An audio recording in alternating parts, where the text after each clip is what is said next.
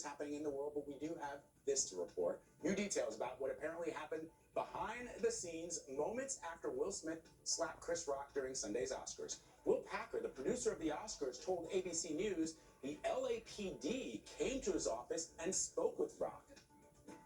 They were saying, this is battery was the word they used in that moment.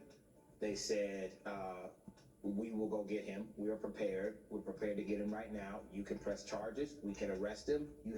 They were laying out the options. And as they were talking, Chris was being very dismissive of those options. He was like, no, I'm fine. He was like, no.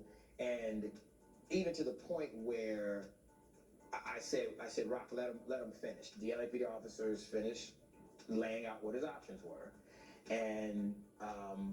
And they said, would you like us to take any action? And he said no.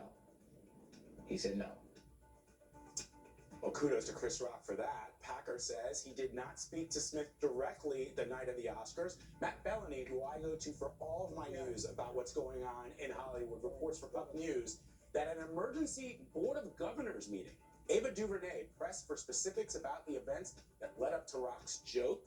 Other members pressed for more details about the nature of the Academy's so-called request for Smith to leave. I know Rita Wilson, who sits on the Board of Governors, she says she has trouble sleeping still after seeing what she witnessed.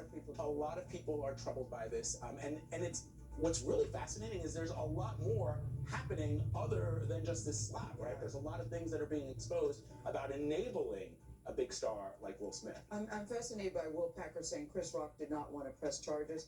It's when you fall down and you just hop up and go, I'm fine.